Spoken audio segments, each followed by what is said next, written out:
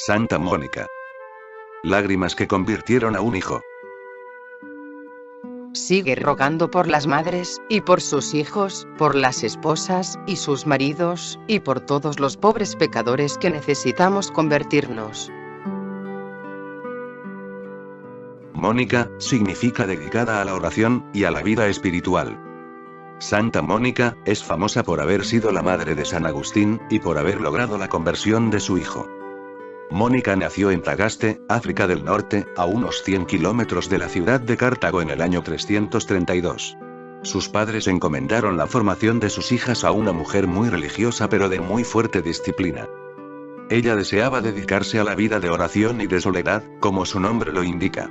Pero sus padres dispusieron que tenía que esposarse con un hombre llamado Patricio. Este era un buen trabajador, pero terriblemente malgeniado, y además mujeriego, jugador y sin religión ni gusto por lo espiritual.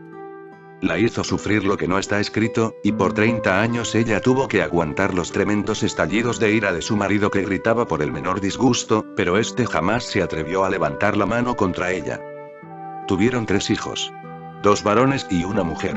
Los 2 menores fueron su alegría y consuelo, pero el mayor Agustín, la hizo sufrir por docenas de años.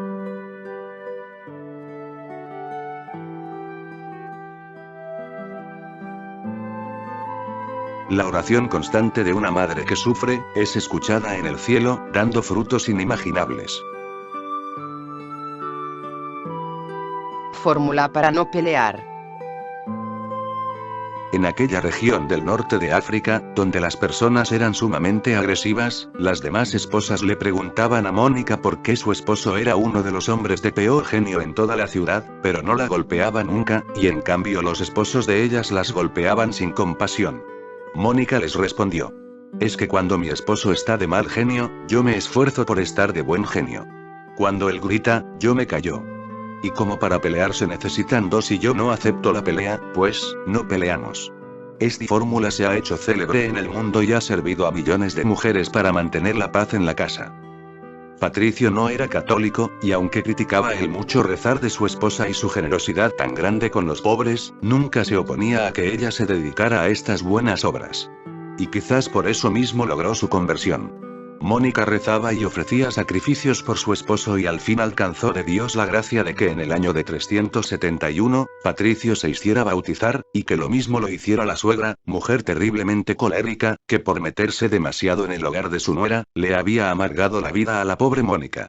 Un año después de su bautismo, murió santamente Patricio, dejando a la pobre viuda con el problema de su hijo mayor. Patricio y Mónica se habían dado cuenta de que su hijo mayor era extraordinariamente inteligente, y por eso lo enviaron a la capital del estado, la ciudad de Cartago, a estudiar filosofía, literatura y oratoria. Pero Agustín tuvo la desgracia de que su padre no se interesaba por sus progresos espirituales. Solo le importaba que sacara buenas notas, que brillara en las fiestas sociales y que sobresaliera en los ejercicios físicos, pero acerca de la salvación de su alma, no se interesaba ni le ayudaba en nada. Y esto fue fatal para él, pues fue cayendo de mal en peor en pecados y errores. Cuando murió su padre, Agustín tenía 17 años, y empezaron a llegarle a Mónica noticias cada vez peores, de que el joven llevaba una vida poco santa. En una enfermedad, ante el temor a la muerte, se hizo instruir acerca de la religión, y propuso hacerse católico, pero al ser sanado de la enfermedad abandonó el propósito de hacerlo. Finalmente, se hizo socio de una secta llamada de los maniqueos, que afirmaban que el mundo no lo había hecho Dios, sino el diablo.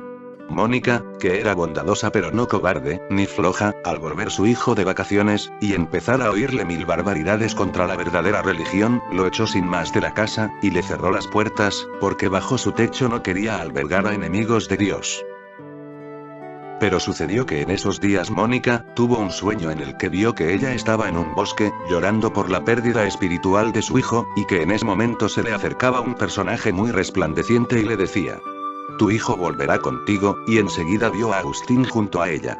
Le narró al muchacho el sueño tenido, y él dijo, lleno de orgullo, que eso significaba que ella se iba a volver maniqueísta como él.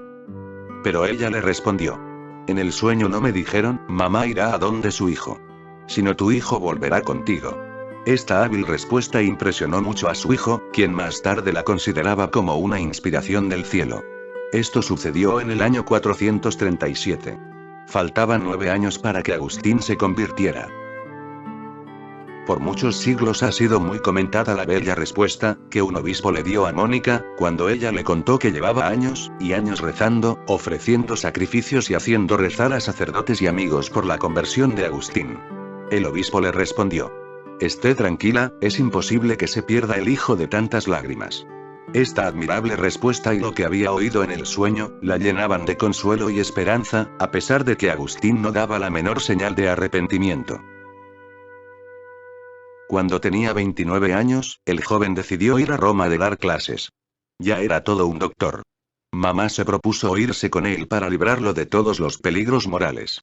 Pero Agustín le hizo una jugada tramposa, de la cual se arrepintió mucho más tarde.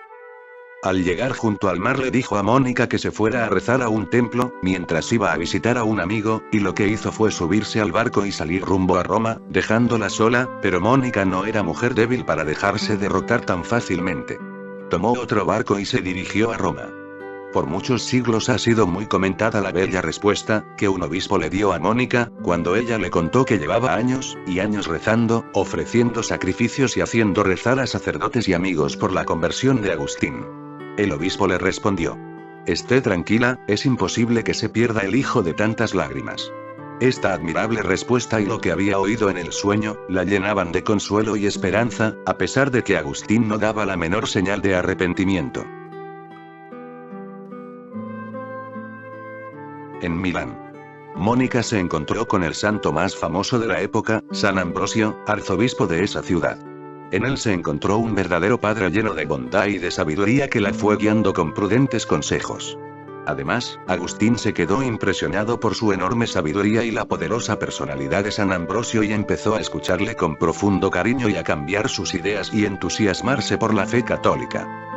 Y sucedió que en el año 387, Agustín, al leer unas frases de San Pablo, sintió una impresión extraordinaria y se propuso cambiar de vida.